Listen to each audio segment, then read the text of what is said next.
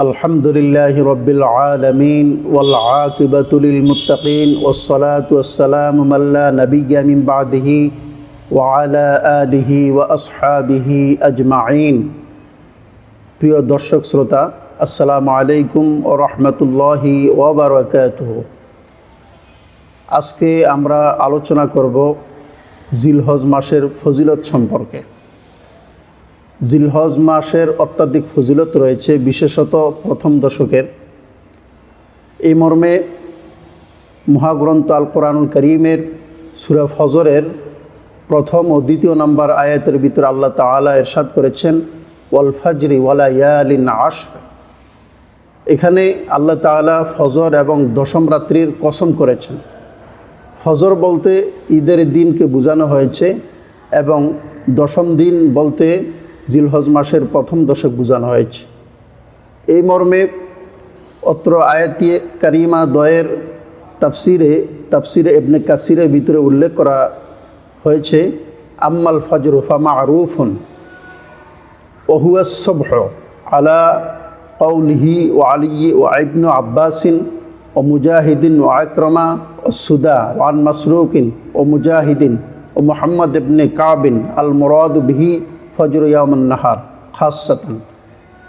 এই সমস্ত রাবিদের বর্ণনায় বিশেষ করে হযরত আব্দুল্লাহ ইবনে আব্বাস রাদিয়াল্লাহু তাআলা আনহুমা, মুজাহিদ, আকরমা, সুদা, মাসরুক, মুজাহিদ, মুহাম্মদ ইবনে কাব, ওনারা বড় বড় মানের মুহাদ্দিস ছিলেন, মুফাসসির ছিলেন।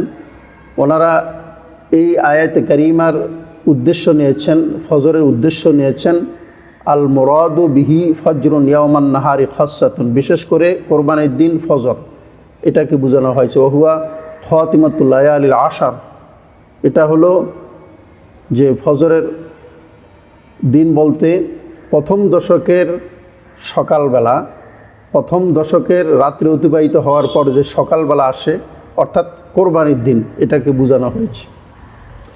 আর লায়ালিন আশর বলতে অহুয়া রেয়াতুন আন ইবনে আব্বাসিন ওয়াল লায়ালিল আশর আল মুরাদু বিহা আশর জিল হজ্জা। হযরত আব্দুল্লাহ ইবনে আব্বাস রাদিয়াল্লাহু তাআলা আনহুমা বর্ণনা করেছেন, এখানে ওয়ালায়ালি আশর বলতে জিলহজ মাসের প্রথম দশককে বোঝানো হয়েছে। জিলহজ মাসের প্রথম দশক সম্পর্কে হাদিসের ভিতরে এসেছে, বিশ্বনবী ইরশাদ করেছেন, জিলহজ মাসের প্রথম দশকের আমল আল্লাহ তাআলার কাছে অধিক প্রিয়। এই মর্মে আবু দাউদ শরীফের 2430 নম্বর হাদিস এবং তিরমিজি শরীফের 757 নং হাদিসের ভিতরে এসেছে, হযরতে ইবনে আব্বাস রাদিয়াল্লাহু তাআলা আনহুমা থেকে বর্ণিত, তিনি বলেন, বিশ্বনবী ইরশাদ করেছেন, قال رسول الله صلى الله عليه وسلم ما من أيام العمل الصالح فيها أحب إلى الله من هذا الأيام يعني أيام العشر। হযরত আব্দুল্লাহ ইবনে আব্বাস রাদিয়াল্লাহু তাআলা আনহুমা বর্ণনা করেন, বিশ্বনবী বলেছেন যে আল্লাহ তাআলার কাছে অত্যাধিক প্রিয় আমল হলো এই প্রথম দশকের আমল। জিলহজের প্রথম দশকের আমল আল্লাহ তাআলার কাছে অত্যাধিক প্রিয়, অর্থাৎ এই প্রথম দশকে কেউ যদি আমল করে আল্লাহ তাআলার কাছে অত্যাধিক প্রিয় হয়, আমলটি আল্লাহ তাআলার কাছে অনেক ভালো লাগে এবং গ্রহণযোগ্য হয়। ক্বালু ইয়া রাসূলুল্লাহি ওয়ালাল জিহাদু ফি সাবিলিল্লাহ। আল্লাহ নবী যখন এই হাদিস বললেন, তখন সাহাবীরা বললেন, ইয়া রাসূলুল্লাহ, আল্লাহর রাস্তায় জিহাদ করাও কি এরকম উত্তম নয়? তখন রাসূল বললেন, ওয়ালাল জিহাদু ফি সাবিলিল্লাহি, না, আল্লাহর রাস্তায় জিহাদ করাটাও এত গুরুত্বপূর্ণ নয় যতটি গুরুত্বপূর্ণ হলো জিলহজ মাসের প্রথম দশকে আমল করা। ইল্লা রাজুলুন খরাজা বিনফসিহি ওয়া মালিহি ফালাম ইয়ারজা মিন যালিকা বিশাইইন, তবে ওই ব্যক্তির ব্যাপারে ব্যতিক্রম যে ব্যক্তি আল্লাহর রাস্তায় আজীবনের জন্য বের হয়ে গিয়েছে, ঘর বাড়িতে আর ফিরে আসেনি, আল্লাহর দ্বীনকে বুলন্দ করার জন্য বের হয়ে গিয়েছে আল্লাহর রাস্তায়, ওই ব্যক্তির কথা স্বতন্ত্র। তবে স্বাভাবিক জিহাদের থেকে এই প্রথম দশকের আমল আল্লাহ তাআলার কাছে অত্যাধিক প্রিয়, অর্থাৎ জিলহজের মাসের গুরুত্ব অত্যাধিক, এটাই বিশ্বনবী বুঝিয়েছেন।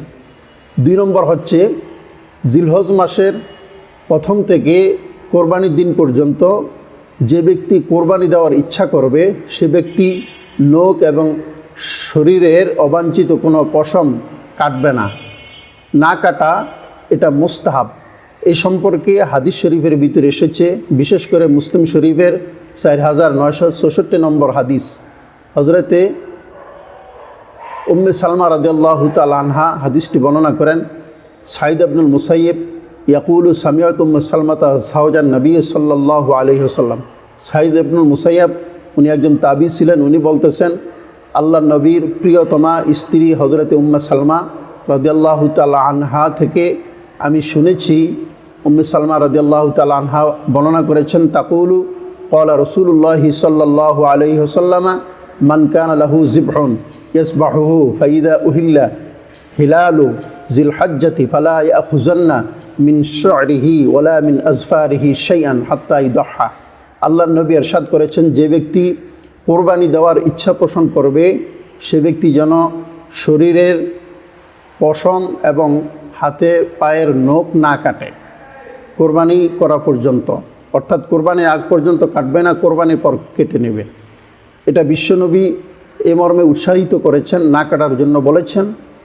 এটা না কাটা, এটা কাটাটা নিষেধ নয় এবং না কাটা এটা বাধ্যতামূলক নয়, বরং কেউ যদি না কাটে কোরবানি, কেউ যদি দেওয়ার ইচ্ছে পোষণ করে তাহলে তার জন্য মুস্তাহাব, সওয়াব হবে, একটু অতিরিক্ত সওয়াব হবে। যদি কাটে তাতে কোনো দোষ হবে না, গুনাহ হবে না, এবং না কাটলে তার জন্য সওয়াব রয়েছে, আল্লাহ তাআলা তাকে সওয়াবের ভাগীদার করবেন এবং তার জন্য মুস্তাহাব রয়েছে। এই আমলটি করতে পারেন যারা কোরবানি দেওয়ার ইচ্ছা পোষণ করবেন।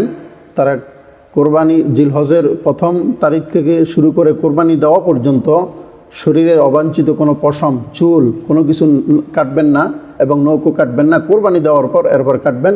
এটা মুস্তাহাবের আমল হবে, সওয়াব হবে। কেউ ইচ্ছা পোষণ করলে আমলটি করতে পারেন, কেউ যদি নাও করেন তাতেও তার গুনাহ হবে না। 3 নম্বর, জিলহজ মাসের প্রথম থেকে 9 তারিখ পর্যন্ত রোজা রাখা, 9 দিন রোজা রাখা।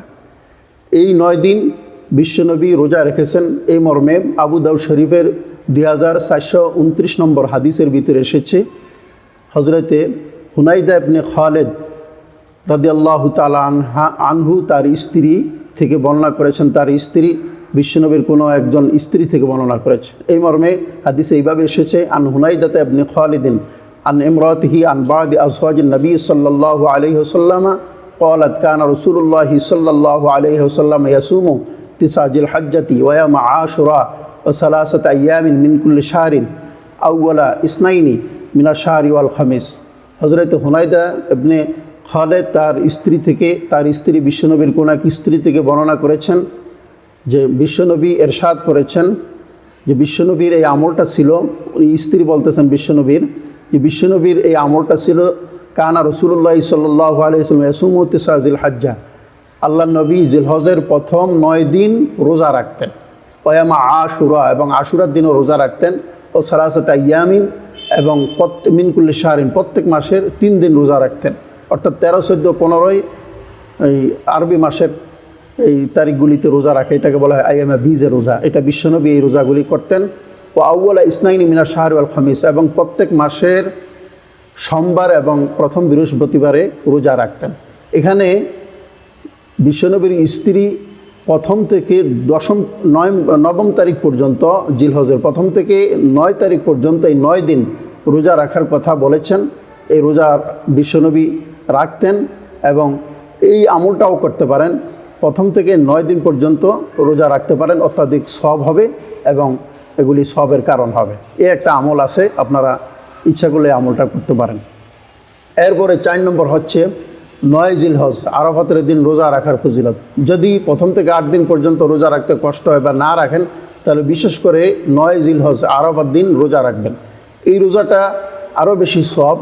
এই মর্মে মুসলিম শরীফের 2412 নম্বর হাদিস এবং তিরমিজি শরীফের 749 নম্বর হাদিসের ভিতরে এসেছে 9 জিলহজ আরাফার রোজা সম্পর্কে, সিয়ামু ইয়াউমি আরাফা আহতাসিবু আলাল্লাহি আন ইউকাফিরাস সানাতা আল্লাতী ক্বাবলাহু ওয়াস সানাতা আল্লাতী বা'দাহু।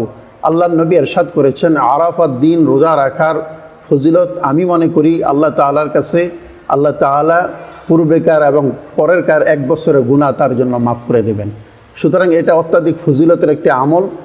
যারা অন্তত 9 দিন রোজা রাখতে পারবেন না, সমস্যা বা কষ্ট হবে, অন্তত আরাফার দিন 1 দিন রোজা রাখবেন, এই রোজাটার এই ফজিলত পাবেন। পূর্বের 1 বছরের এবং পরের 1 বছরের গুনাহ আল্লাহ তাআলা তার জন্য মাফ করে দেবে। 5 নম্বর হচ্ছে আরেকটি ফজিলত আছে, সেই ফজিলতটি এটা একটা নিষেধ, অর্থাৎ আরাফার দিন কেউ যদি হজে যায়, এখন যেহেতু হজ বন্ধ রয়েছে করোনাকালীন সময়, বিভিন্ন দেশের প্রতি নিষেধাজ্ঞা আছে, হজ করতে পারবে না। সীমিত আকারে সৌদি কর্তৃপক্ষ কিছু কিছু দেশের বা নিজেদের কিছু লোকদের জন্য হজ করাটা নির্দেশনা দিয়েছেন, নির্দেশ আছে। তো যেহেতু সকলের জন্য উন্মুক্ত নয়, এই মাসলাটা জেনে রাখা ভালো। ভবিষ্যতে যখন উন্মুক্ত হয়ে যাবে, আরাফার ময়দানে কেউ যদি হজ করতে গিয়ে অবস্থান করে, তার জন্য সেই দিন রোজা রাখা মাকরুহ। সে যদি মনে করে যে আরাফার দিন অত্যাধিক রোজার সওয়াব রয়েছে, সেই সওয়াব আমি অর্জন করি, হাজি অবস্থা আমি রোজা রাখি, কিন্তু না, এটা মাকরুহ। তিরমিজি শরীফের হাদিসের ভিতরে এসেছে 755 নম্বর হাদিস, আন ইবনে আব্বাস আন্না নবী সাল্লাল্লাহু আলাইহি ওয়াসাল্লাম আফতারা বিআরাফাতা। হযরত আব্দুল্লাহ ইবনে আব্বাস রাদিয়াল্লাহু তাআলা আনহুমা বর্ণনা করেছেন, বিশ্বনবী আরাফার দিন রোজা ভেঙে ফেলেছিলেন, অর্থাৎ রোজা ছিলেন, আরাফার দিন ভেঙে ফেলেছিলেন। হজ করতে গিয়েছেন, বিদায় হজের সময় অবস্থানকালে রোজা ভেঙে ফেলেছিলেন। ওয়ারসালাত ইলাইহি উম্মুল ফাদলা বিলাবানিন ফাশারাবা।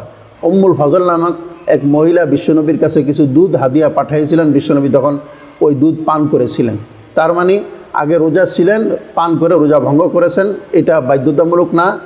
হাজিদের জন্য রোজা ভেঙে ফেলতে হবে, হজের আনুষ্ঠানিকতায় বা বিভিন্ন ধরনের হজের কার্যকলাপে যাতে করে কোনো কষ্ট না হয়, এই জন্যই বিশ্বনবী এটা প্রমাণ করেছিলেন, রোজাকে ভেঙে ফেলতে হবে।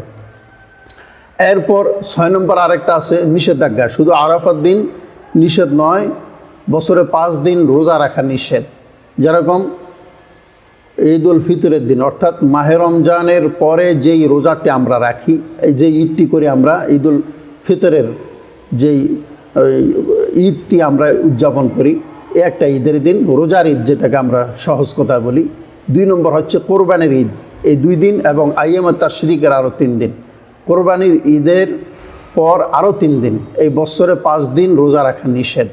এই মর্মে হাদিসের ভিতরে এসেছে মুসলিম শরীফের 2538 নম্বর হাদিস, আন আবি হুরায়রা রাদিয়াল্লাহু তাআলা আনহু আন্না রাসূলুল্লাহি সাল্লাল্লাহু আলাইহি ওয়াসাল্লাম নাহা আন সিয়ামি ইয়াওমাইনি ইয়াউমুল আদহা ওয়া ইয়াউমুল ফিতরি। হযরত আবু হুরায়রা রাদিয়াল্লাহু তাআলা আনহু বর্ণনা করেছেন, রাসূল করিম সাল্লাল্লাহু আলাইহি সাল্লাম 2 দিন, 2 ঈদের দিন রোজা রাখতে নিষেধ করেছেন, ঈদুল আদহা এবং ঈদুল ফিতরের দিন। আইয়ামে তাশরিক সম্পর্কে মুসলিম শরীফের 2534 নম্বর হাদিসের ভিতরে এসেছে, আন নুবাইশাতাল হুজালিয়া قال رسول الله صلى الله عليه وسلم أيام التشريق أيام أكل وشرب।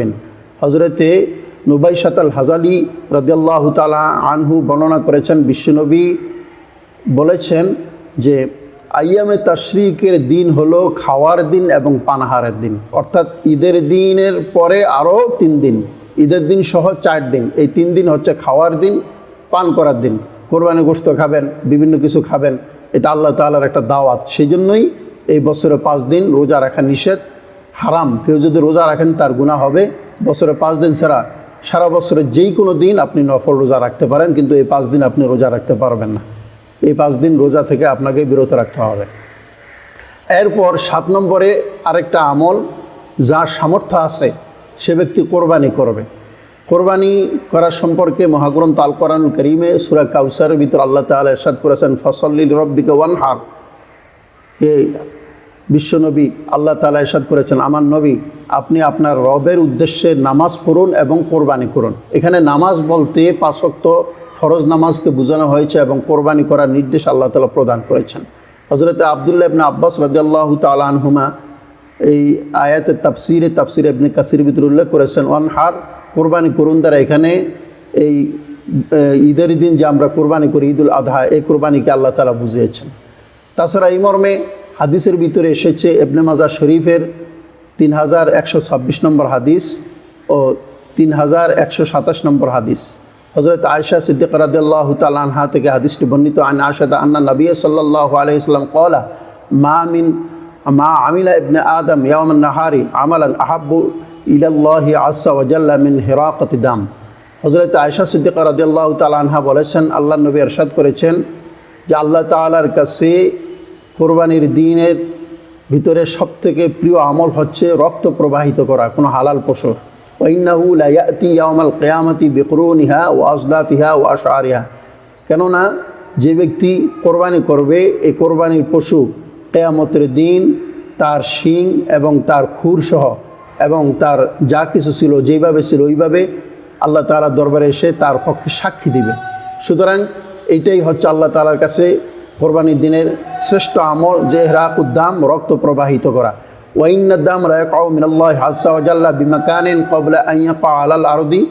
আল্লাহর নবী ইরশাদ করেছেন যে কোরবানির দিন কেউ যদি আল্লাহর সন্তুষ্টির উদ্দেশ্যে পশু কোরবানি করে তাহলে পশুর রক্ত জমিনে স্পর্শ করার আগেই আল্লাহ তাআলার কাছে তার কোরবানি কবুল হয়ে যায়। এবং ফাতিবু বিহা নাফসাহা, আল্লাহর নবী ইরশাদ করেছেন সুতরাং তোমরা আল্লাহর সন্তুষ্টির উদ্দেশ্যে কোরবানি করো। এরপর বিশ্বনবী দ্বিতীয় হাদিসের ভিতরে ইরশাদ করেছেন আন যায়েদ ইবনে আরকামা قال أصحاب رسول الله صلى الله عليه وسلم يا رسول الله ما هذه الأضحى। হযরত যায়েদ ইবনে আরকাম রাদিয়াল্লাহু তাআলা আনহু থেকে বর্ণিত, তিনি বলেছেন বিশ্বনবীকে সাহাবীরা প্রশ্ন করলেন, ইয়া রাসূলুল্লাহ ঈদুল আদহাটা কি? ক্বালা সুন্নাত আবিকুম ইব্রাহিম। তখন রাসূল বলেছেন এটা হলো তোমাদের পিতা হযরত ইব্রাহিম আলাইহিস সালামের সুন্নাত। ক্বালু ফামা লানা ফিহা। তখন সাহাবীরা বলল, ইয়া রাসূলুল্লাহ আমরা যদি এই সুন্নাতের আমল করি তাহলে এতে আমাদের কি সওয়াব রয়েছে? ইয়া রাসূলুল্লাহ ক্বালা বিকুল্লি শাআরাতিন হাসানা। রাসূল বলেছেন প্রত্যেক পশমের পরিবর্তে একটি করে সওয়াব দেওয়া হবে। ক্বালু ফাসুফু। তখন সাহাবীরা বললেন, ইয়া রাসূলুল্লাহ প্রত্যেকটা পশমের পরিবর্তে যদি একটি করে সওয়াব দেওয়া হয় তাহলে পশম বিশিষ্ট মোটা তাজা ঘন ঘন পশম বিশিষ্ট প্রাণীর ক্ষেত্রে কি রকম হবে, সেই প্রাণীর ক্ষেত্রেও কি এরকম সওয়াব দেওয়া হবে? তখন রাসূল বললেন, ক্বালা বিকুল্লি শাআরাতিন মিনাস সুফি হাসানাতান। হ্যাঁ, প্রত্যেক প্রাণীরই এরকম পশম বিশিষ্ট হোক অথবা কম হোক বেশি হোক, যতই মোটা তাজা হোক না কেন বা শুকনা হোক না কেন, যেই ধরনেরই কোরবানি করবে যদি মোটা তাজা হয় তাতেও আল্লাহ তাআলা সওয়াবের কমতি করবেন না। প্রত্যেক পশমের পরিবর্তে একটি করে সওয়াব তার আমলনামায় দিয়ে থাকবে। সুতরাং এটা অনেক ফজিলতের কাজ, সওয়াবের কাজ, কোরবানি করতে হবে। কোরবানি সামর্থ্য থাকা সত্ত্বেও যদি কোরবানি কেউ না করে তাহলে তার ক্ষেত্রে কি হুকুম এসেছে এ সম্পর্কে ইবনে মাজাহ শরীফের 3123 নম্বর হাদিসের ভিতরে এসেছে। আন আবি হুরায়রা আন্না রাসূলুল্লাহ সাল্লাল্লাহু আলাইহি ওয়াসাল্লাম ক্বালা মান কানা লাহু সাআতুন লাম ইদহা ফালা ইয়াকরাবান্না মুসাল্লানা। হযরত আবু হুরায়রা রাদিয়াল্লাহু তাআলা আনহুমা থেকে বর্ণিত, রাদিয়াল্লাহু তাআলা আনহু থেকে বর্ণিত, তিনি বলেছেন রাসূল করিম সাল্লাল্লাহু আলাইহি সাল্লাম ইরশাদ করেছেন যার কোরবানি করার সামর্থ্য আছে সে যদি কোরবানি না করে তাহলে সে যেন আমাদের ঈদগার মুসল্লায় না আসে। এটা একটা ধমক দেওয়া হয়েছে। সুতরাং কোরবানি করা ওয়াজিব, আপনারা কোরবানি করবেন, অনেক ফজিলত। আর আরেকটা বিষয়, প্রত্যেকটা পশমের পরিবর্তে একটি করে সওয়াব পাচ্ছেন। যদি কোরবানি না করেন তাহলে ওয়াজিব তরকের গুনাহ হবে, আল্লাহ তাআলার কাছে গুনাহগার হিসাবে সাব্যস্ত হবেন। সুতরাং জিলহজ মাসের যে আমলগুলি বর্ণনা করা হলো, প্রথম দশকে বেশি বেশি করে আমল করা, নফল ইবাদত করা, নফল দান করা, এরপর রোজা রাখা, অর্থাৎ প্রথম থেকে 9 তারিখ পর্যন্ত রোজা রাখা। কেউ যদি এটা না পারেন অন্তত 9 তারিখে একটি রোজা রাখবেন, ইয়াউমুল আরাফা যেদিন বলা হয়। এরপরে নখ কাটা, চুল কাটা এই সম্পর্কে একটু সজাগ থাকতে হবে যাতে করে না কাটা হয়। যদি কেউ ঈদের দিন কোরবানি করার খেয়াল করে সেগুলি কাটা থেকে বিরত থাকবে, এতেও একটা তার সওয়াব রয়েছে। এবং অন্যান্য আমলগুলি রয়েছে। পরিশেষে যে আমলটি ঈদের দিন কোরবানি করতে হবে যার সামর্থ্য আছে। কোরবানি যদি সামর্থ্য থাকা সত্ত্বেও না করা হয় তাহলে গুনাহগার হতে হবে। এই আমলটি সকলেই সজাগ দৃষ্টিতে রাখবেন। পরিশেষে একটি কথা বলে রাখি প্রিয় দর্শক, যদি এই করোনাকালীন সময় কেউ কোরবানি করতে না পারেন তাহলে কোরবানির পরে একটি ছাগলের মূল্য হিসাবে, যে কোনো মূল্য হইলে হবে, মূল্য হিসাবে গরিবকে দান করে দিতে হবে। তার আগে আপনি দান করতে পারবেন না, তার আগে আপনাকে চেষ্টা করতে হবে কোরবানি দেওয়া। কোনো কারণে যদি করতে না পারেন আর আপনার উপরে যদি ওয়াজিব, তাহলে একটি ছাগলের মূল্য যা আসে ওই মূল্য সমপরিমাণ গরিবকে দান করে দিতে হবে। একজনকেও দিতে পারেন বা কয়েকজনকেও দিতে পারেন। যদি এটাও না করেন তাতেও আপনার গুনাহ হবে, আর যদি করেন তাহলে এটা থেকে দায়মুক্ত হতে পারেন। আল্লাহ তাআলা আমাদেরকে আমল করার তৌফিক দান করুক। আসসালামু আলাইকুম ওয়া রাহমাতুল্লাহি ওয়া বারাকাতুহু।